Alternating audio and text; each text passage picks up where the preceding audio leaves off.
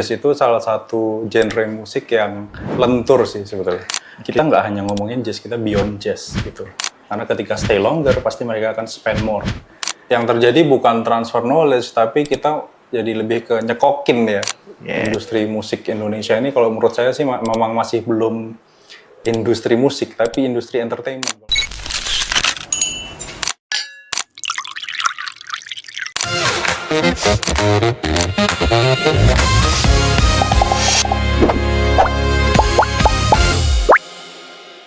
Mas Bagas Indiatmo, terima kasih sudah pulang kampung. Sama-sama, dengan senang hati. Tanggal berapa Mas eventnya? 27 Juni. Jazz Gunung Selamat. Ya. Seru ya. Dari tahun berapa Jazz Gunung ini? 2023. 2023. Ya, 2024. Baru kemarin? Kalau yang di Selamat ya. Oh, yang di Selamat. Oh iya. Terus 2025 break, terus tahun ini ada lagi 2026. Tapi kalau yang Jazz Gunung Bromo, kami dari tahun 2009. 2009. Iya. Itu pertama kali. Pertama kalinya di Bromo. Habis itu Ijen ya. Ijen, kita bikin di Ijen, terus habis itu kami punya beberapa event lagi. Ada yang di Bandung, ada yang di Labuan Bajo, ada yang di Burangrang, jadi Jazz Gunung Burangrang gitu.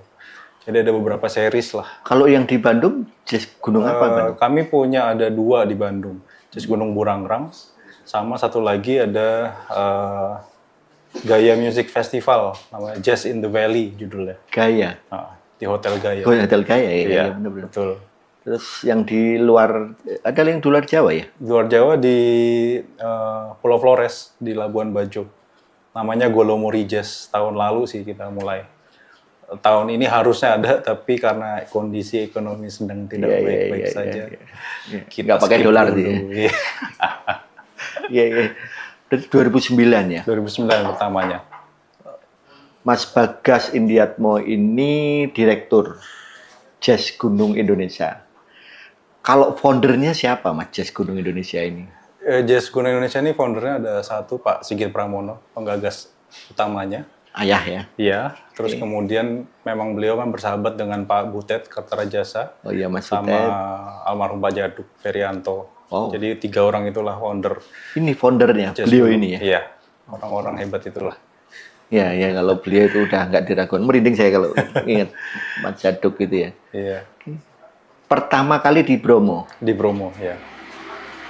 Kenapa memilih jazz? Karena kami suka jazz. Kami suka jazz. Sesederhana itu sebenarnya. Tapi alasan lainnya sebetulnya gini sih. Jazz itu salah satu genre musik yang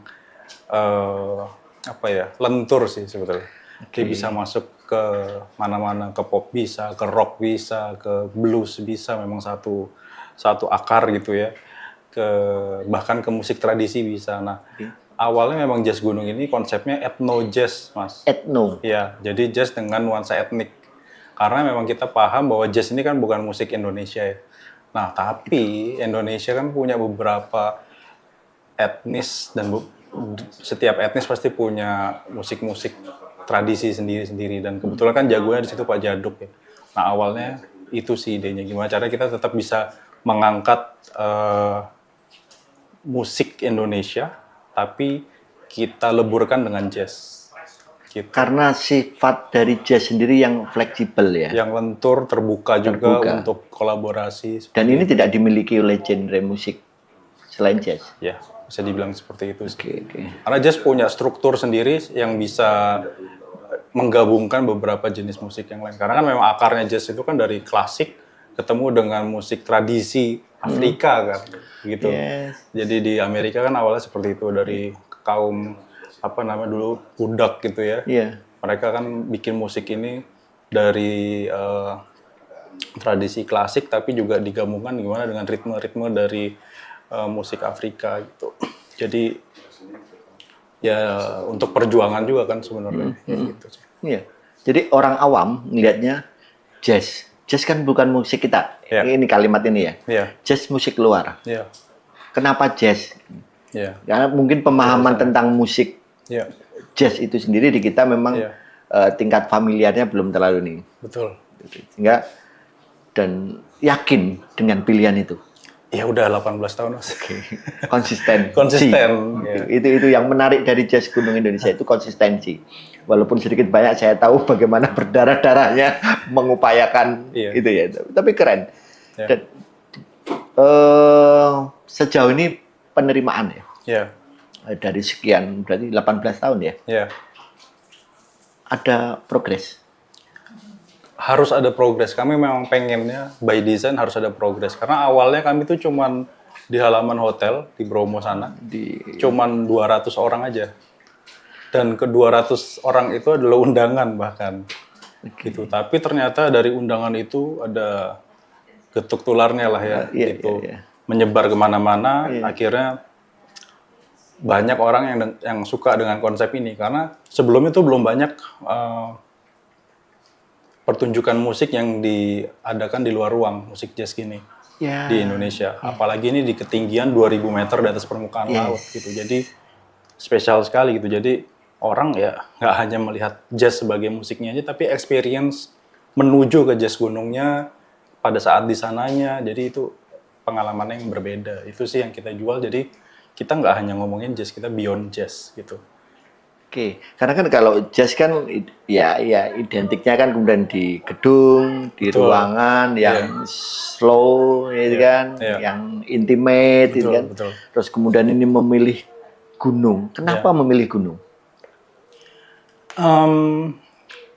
Jadi waktu itu ceritanya adalah kawasan Bromo Tengger Semeru itu pernah terpuruk pariwisatanya. Gara-gara waktu itu ada bom Bali 1, bom Bali 2. Kemudian ada lumpur di Sidoarjo. Jadi akses orang untuk ke Bromo itu dulu dari Surabaya bisa 6 jam, 7 jam. Harus muter dulu kan waktu itu. Terus juga pada saat ada bom Bali 1, bom Bali 2 itu, tourism itu drop drastis sekali. Gitu. Pada akhirnya ada satu hotel terbesar waktu itu pun juga kolaps. Gitu. Nah, ide ini yang akhirnya membuat kami berpikir gimana cara membawa orang-orang kembali ke Bromo. Kembali ke Bromo. Betul. Makanya idenya adalah ya ini, kita bikin satu atraksi tambahan di luar wisata alam yang memang sudah menjadi trademarknya destinasi sana ya. Di Bromo gitu. Dan kita juga berpikir sebenarnya promosi Bromo itu waktu itu sempat salah kaprah. Karena Bromo terkenal dengan sunrise-nya. Sunrise. Betul. Akibatnya apa? Orang datang ke Bromo tuh nggak bisa tuh 2 malam, 3 malam. Dia cuma pengen lihat sunrise-nya doang.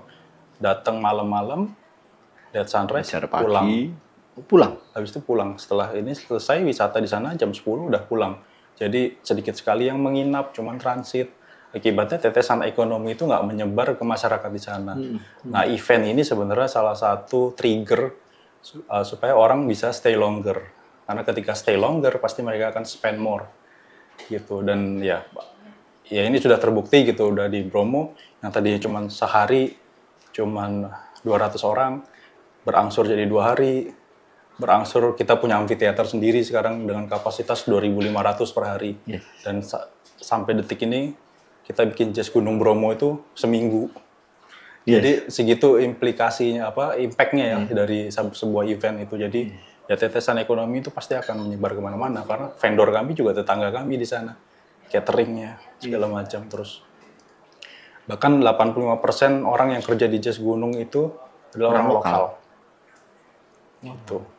Dan ini tapi bertahap ya Mas. Gak bisa kita ujuk-ujuk langsung des. 85% nggak bisa bertahap. Kita bikin transfer knowledge setiap tahunnya. Kayak gitu. Dan ini memang by design kita melakukan ini. Gitu. Jadi ini nggak hanya ngomongin perkara festival aja, tapi bagaimana festival ini punya impact yang langsung ke masyarakat di sana, kayak gitu. Dan yang lebih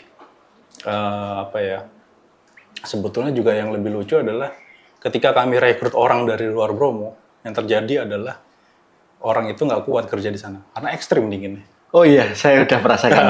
Saya udah merasakan. Jadi kayak akhirnya kita ngurusin panitia yang sakit aja tuh kalau kita rekrut orang Iya, dari iya, luar iya, gitu. iya, Jadi betul. ya ini nggak ada cara lain selain kita harus ngajarin teman-teman yang di sana untuk bisa bekerja di event. Dan itu luar biasa ya, memberi kepercayaan. Betul. Itu pekerjaan ke orang lokal ya. Betul. Itu gila. Kita udah menyelesaikan satu PR dulu tuh di depan ya kan. Yes. Perkara itu karena emang kalau nggak terbiasa, apalagi kalau misalnya wisata mungkin lebih bisa beradaptasi karena kan kalau wisata paling ya semalam 2 malam selesai. Yes. Kalau kita kerja seminggu di sana belum tentu kuat gitu. Yeah. Kalau nggak terbiasa. Gitu sih. Saya akui itu, Romo, luar biasa itu. Ya average-nya rata-rata bisa mungkin 10 derajat gitu, 10 sampai 12 derajat rata-rata gitu. Yeah. Malam bisa 9, 8. Yes. Saya udah merasakan bagaimana menggigilnya di sana. Betul, makanya. Dan Gitu sih. tapi tertutup oleh suasana jazz ya.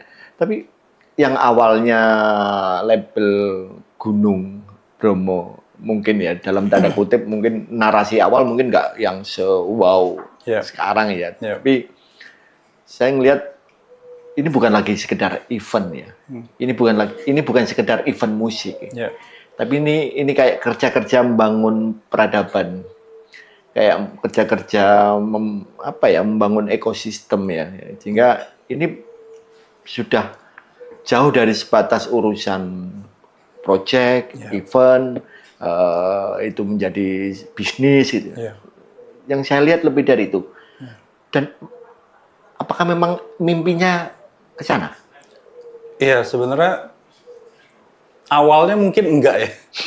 Awalnya ini event Jazz Gunung ini adalah bagian dari event yang nempel di hotel gitu ya. Tapi makin ke sini peminatnya makin besar. Ya akhirnya perusahaan sendiri gitu untuk promotor ini gitu loh. Awalnya. Awalnya begitu gitu. Jadi kita sekarang terpisah nih dengan yang manajemen yang di hotel dengan manajemen yang promotor ini untuk event gitu. Nah, ketika ini menjadi sebuah unit bisnis, pasti akan selalu ada target-target pencapaian apa saja gitu. Dan kami sadar kalau kita pencapaiannya adalah kuantitas, itu nggak akan mungkin. Sehingga yang kami harus capai adalah bagaimana kualitasnya yang kita raih. Kualitas ini nggak cuma hanya dari kualitas pertunjukan ya, sound system atau tata cahayanya gitu, lightingnya atau penyelenggaraannya, tapi bagaimana caranya bisa berdampak dengan lebih positif gitu. Jadi ya kami belajar gimana caranya bikin sustainable event, kami belajar gimana caranya bisa merespon alam dengan baik gitu. Jadi ini bukan hanya sekedar kita mencari untung sebesar-besarnya, tapi gimana caranya kita bersama-sama untung dengan yang ada di sekitar kita. Sustainable berdampak. Iya. Begitu ya kurang lebihnya. Betul. Jadi akhirnya ke situ karena itu tadi atas dasar itu. Karena kalau kita bicaranya kuantitas, pertama kalau si amfiteater itu kita lebarkan itu udah jurang semua. Kita nggak bisa gedein lagi tuh amfiteater di Bromo ya. Saya udah keliling itu. Nah itu udah jurang semua gitu. Panggung belakangnya udah jurang gitu. Akhirnya yang kita lakukan ya kita mereplikasi apa yang kita lakukan di Bromo, kita cari gunung-gunung lain. Salah satunya adalah Gunung Slamet yang ada di Purwokerto. Kenapa memilih Gunung Slamet dan Purwokerto? Karena Purwokerto ada Purbalingga, ada Pemalang, ada Guci. Nah, dalam menyelenggarakan event pasti yang kami lihat duluan adalah aksesibilitas. Kemudian fasilitas. Kemudian bagaimana komunitas yang ada di lokasi tersebut itu sudah merespon tentang pariwisata. Apakah sudah Pokdarwisa sudah melek gitu ya tentang pariwisata, tentang apa yang harus dilakukan ketika wisata itu basisnya alam dan lain sebagainya. Jadi ada beberapa pertimbangan-pertimbangan itu yang harus kita checklist dulu tuh sebelum kita akhirnya meyakinkan bahwa oke, kita bisa di sini kayak gitu. Dan itu sifatnya progresif kan? Betul. Datang pertama nggak serta-merta langsung prasyarat sosial itu langsung terpenuhi kan? Pasti enggak. Dan pasti itu harus berprogres. butuh tekad kuatnya. Karena sempat off satu tahun. Iya. Kayak gitu. Perkembangannya gimana? Masih yakin dengan jazz Gunung Slamet? di Purwokerto? Ya tahun ini jalan berarti kita yakin ya. Asik. Gitu. Karena jawabannya cukup itu ya, yakin Iya. udah. Selebihnya ya udah jalinin aja kan. Iya. Karena berhenti itu lebih persoalan. Kan. Betul. Karena ya memang kami berpikir tahun lalu tuh memang kondisi ekonomi juga belum baik. Gitu. Belum boleh. Yang ternyata tahun ini pun juga masih belum baik sebetulnya gitu. Makanya ada beberapa event kami yang terpaksa kami harus tunda lah kayak gitu. Cuman ya ketika kita berbicara sebuah event itu memang nggak bisa kita hanya berhitung satu kali penyelenggaraan selesai gitu. Notes itu catatan ya. Iya. Karena menurutku ya jazz Gunung Indonesia dan jazz Gunung Slamet, Bromo, Ijen dan lain-lain ini bukan sekedar event ya kan. Karena ini brand. Ya kan? Ini bukan sekedar project musik tahunan. Tapi ini brand. Artinya apapun yang dilakukan oleh teman-teman kan menjaga brand ini tetap kuat dan pasti ada keinginan untuk lebih dari yang sudah ini. Selalu pasti ada sih ruang untuk perbaikan ya terutama atau pasti akan ada juga kita beradaptasi dengan zaman, beradaptasi dengan apa yang terjadi di masing-masing tempat karena ekosistem masing-masing yang ada di beberapa jazz gunung ini juga beda-beda gitu. Di Bromo masyarakat sekitarnya peladang kayak gitu. Tapi mereka juga hidup dari wisata. Gitu. Di sini mungkin masyarakatnya yang produktif adalah pelajar gitu. Dan bekerja gitu. Jadi beda-beda nih. Jadi setiap jazz gunung ini punya karakteristik yang berbeda-beda. Makanya line up-nya pun kita juga berbeda-beda. Kita sesuaikan dengan kesiapan dari tempat itu. Plus konteks sosial ekonominya di sekitar ya. Gitu. Karena lagi-lagi ketika kami memakai tajuk jazz, kami punya peran yang penting juga untuk memperkenalkan jazz ke khalayak yang lebih luas. Sehingga secara kurasi kami harus bisa bilang at least paling tidak 51% dari kurasinya itu benar-benar jazz. Kayak gitu. Nah, ketika 51% ini walaupun secara nilai mungkin dikit ya, tapi 51% itu sebenarnya udah mayoritas. Gitu. Walaupun pada kenyataannya kalau jazz gunung, proses kurasi kami biasanya mungkin lebih dari 70% lah jazznya gitu. Tapi patokan ini ya 51% ini yang kita selalu pegang. Gitu. Karena di beberapa event jazz yang saya ini campur itu lagi itu memang sebenarnya PR para promotor jazz karena memang jazz ini bukan musik yang harus selalu dinikmati dengan sing along atau nyanyi bersama atau loncat-loncat tapi ada cara lain untuk menikmati jazz duduk dengerin mengapresiasi improvisasinya mengapresiasi aransemennya dan lain sebagainya karena pasti kalau musisi jazz tuh live-nya pasti beda-beda tuh nggak mungkin persis plek gitu ya karena ada improvisasi di dalamnya gitu jadi itu sih bagian dari tugas kami juga gimana caranya jazz tuh bisa punya penggemar yang berbeda juga karena ya musik kan nggak melulu harus pop nggak melulu harus rock atau dangdut jazz juga bagian dari industri musik juga dan kami berharap dengan adanya jazz gunung ini juga bisa paling tidak memperkenalkan musik jazz itu seperti apa sih dan bagaimana cara menikmati jazz itu. Karena yang menarik itu kalau mempopulerkan, memasifkan atau menjadikan jazz bagian dari live lifestyle itu kan mestinya di kota Ini sudah jauh repot dibawa ke daerah, ke kampung ya kan, ke pulang kampung ya kan, ke gunung lagi gitu kan. Segmennya benar-benar yang memang mereka kalau kita ngomong nggak cukup familiar dengan jazz, agak asing ya dalam keseharian. Apa yang membuat teman-teman itu yakin?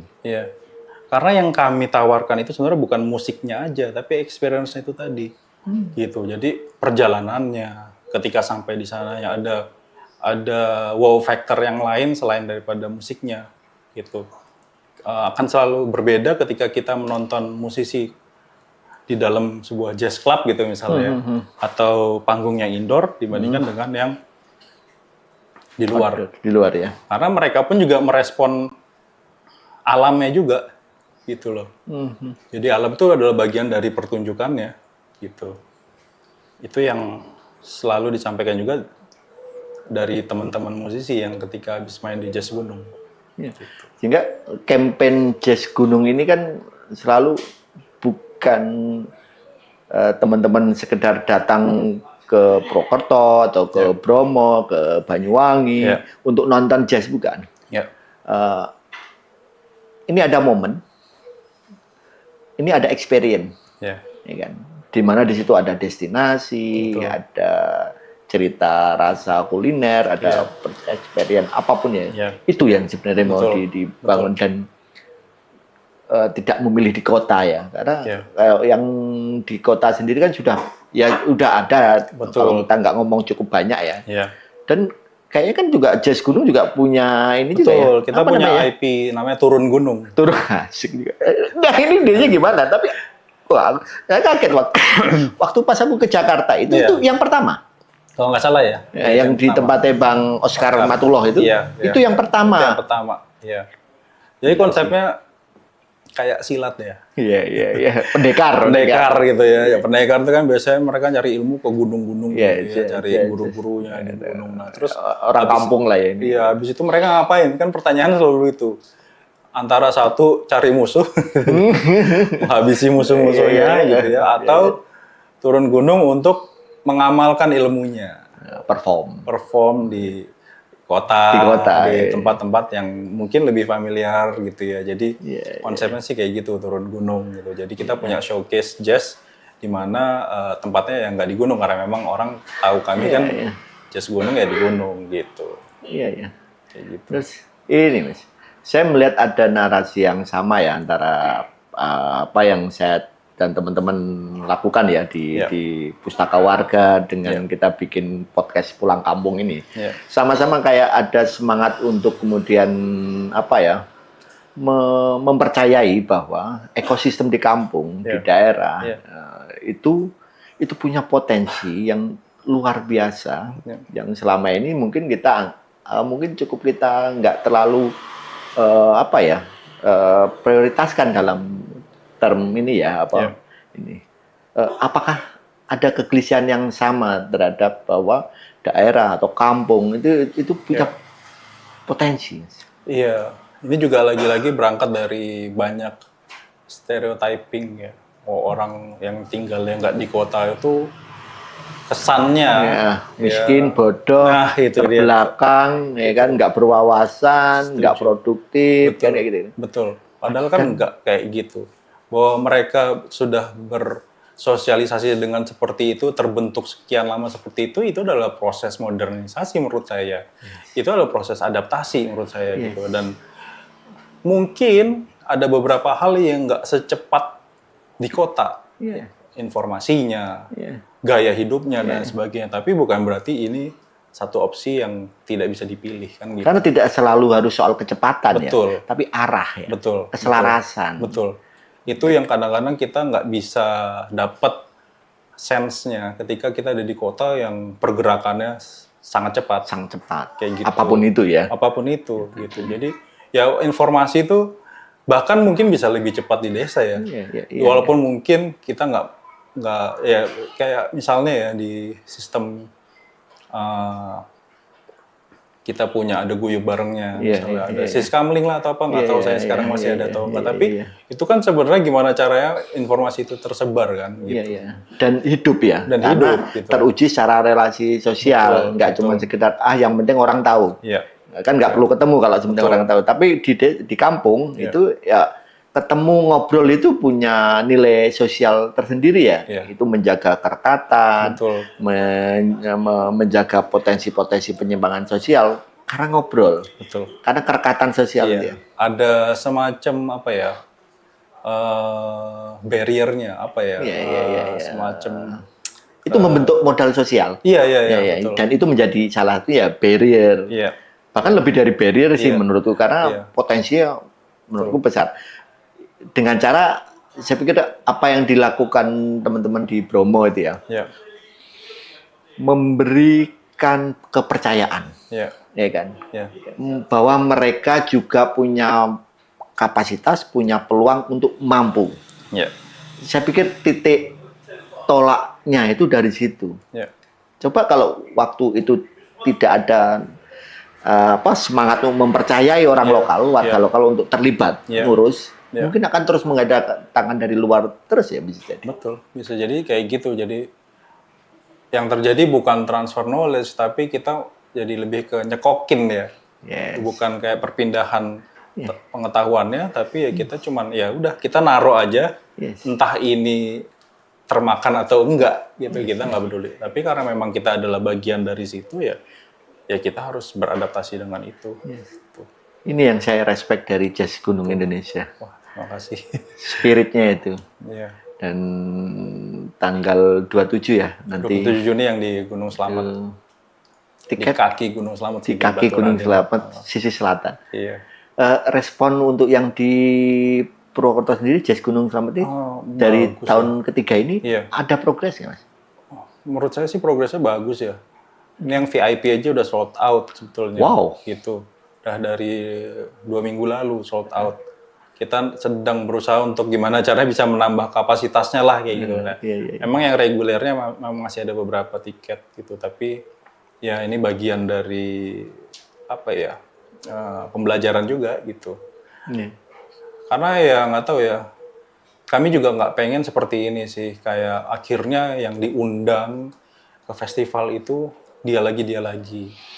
Padahal musisi Indonesia itu bagus banget. Bagus banget. Gitu. Dan mereka nggak pernah punya platform, nggak pernah punya tempat. Karena apa ya yang diundang di festival dia lagi. Gitu. Nah, sebenarnya Jazz Gunung ini juga bisa menjadi sebuah tempat platform untuk musisi-musisi muda. Kami 2 tahun yang lalu kami mulai namanya Jazz Camp. Oh iya. Waktu di Bromo mana ada Jazz Camp? Ada. Iya, itu yang tahun yang kedua nih tahun lalu. Jadi tahun ini nanti akan ada lagi Jazz Camp itu kita bikin ada 2 series per tahun. Jazz Camp di Solo. Itu sekitar 60-an orang yang kita cari dan itu kita nggak tahu tuh dari mana tiba-tiba mainnya bagus aja gitu. Dan speechless nggak Mas? Wah itu sih nggak bisa terungkap dengan kata-kata ya.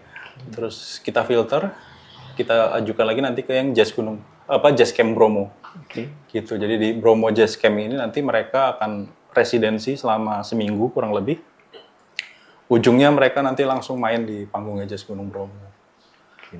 Dan ya ini salah satu ikhtiar kita juga karena mau nggak mau kita harus melakukan ini.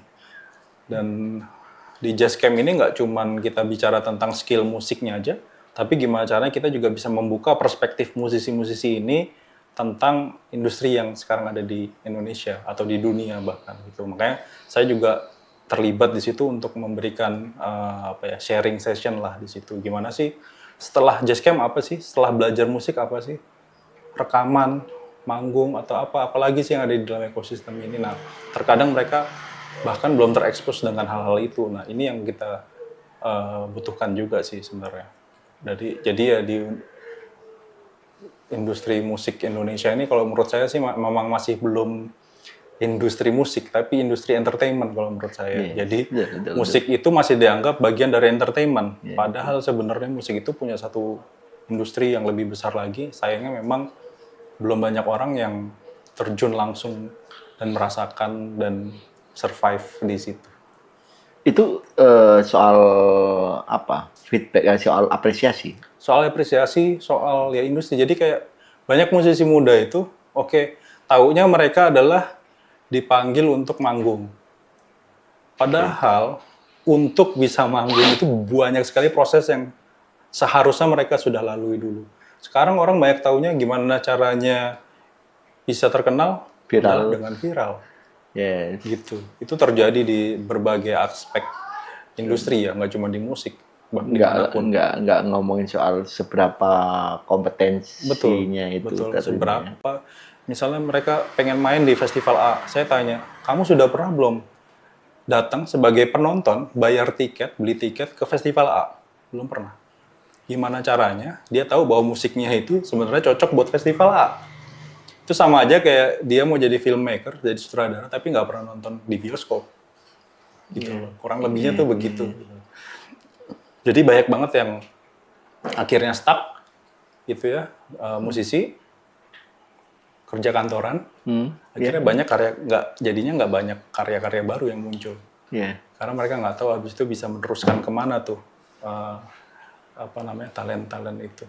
Gitu. Dan saya pikir nggak hanya cuma di musik ya ternyata di banyak juga sektor juga kayak gitu ya, orang nggak bisa survive dengan expertise-nya dia ya terutama kecuali itu tadi dia harus cukup lincah untuk mengkombinasi antara dia memang totalitas di musik yang dia pilih sama sisi entertainnya gitu kan.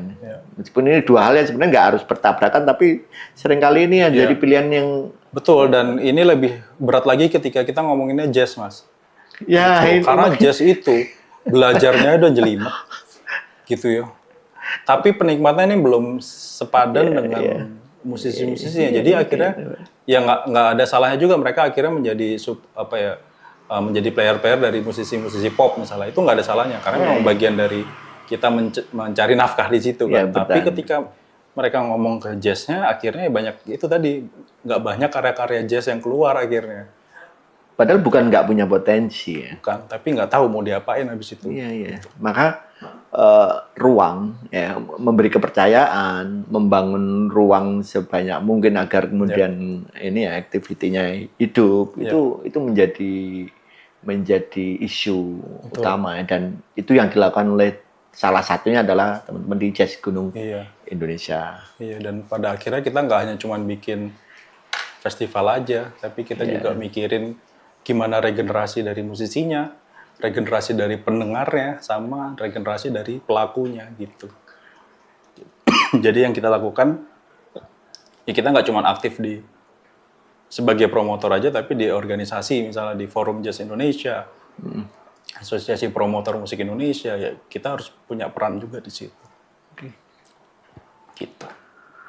Keren. Jadi tidak sesederhana yang kita tonton. Jadi di balik event, di balik jazz gunung yang tersebar di beberapa daerah itu ada spirit besar yang sebenarnya pengen diperjuangkan dan saya clear dan saya sepakat. Begitulah cara membersamai bangsa ini, memberi kepercayaan, memberi ruang literasi kan sebenarnya kan mereka termasuk warga lokal tadi ya, sehingga penyakit sosial inferior kompleks ya, minder, aku wong kampung, wong gunung, mosok ngurusi event ketemu artis yang itu gumunan, ya kan itu kan. Tapi kalau kita dekatkan, memberi kepercayaan ke mereka, kemudian kita dekatkan teman-teman artis atau mereka yang memang berjibaku di pusat kota ya, untuk kemudian, ayo, ini ada kearifan, ini perlu kebijaksanaan, ini perlu kesederhanaan, terus ini teman-teman di kampung, jangan inferior, jangan tidak percaya diri, semua punya potensi.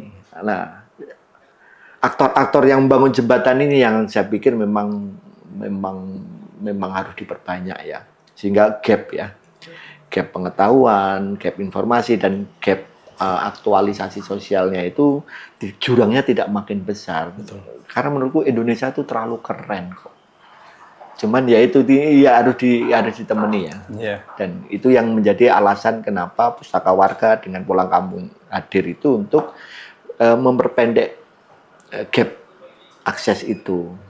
Dan akhirnya energi yang sama itu ketemu, mesti dengan ruang dan cara yang berbeda ya. Mas Bagas, kalau 25 atau 50 tahun ke depan, Mas Bagas pengen dikenang dalam konteks jazz gunung ini seperti apa? Sulit ya membayangkannya gitu. Kalau saya sih pengennya lebih banyak lagi orang seperti saya sih, karena sekarang ini akhirnya saya sebenarnya cuman mengambil peran dari beberapa lini yang belum ada yang mengambil peran itu gitu loh. Ini belum banyak mengambil peran itu. Jadi sebenarnya sekarang ini saya terlalu banyak mengambil peran gitu. Tapi saya pengen menularkan dulu, membagi informasinya sehingga nanti akan lebih banyak lagi orang seperti saya yang bisa apa namanya menularkan dan menyebarkan informasi seperti ini. Yes. Gitu sih. Keren sih. Terima kasih Mas Bagas sudah pulang kampung. Terima kasih Mas. Thank you.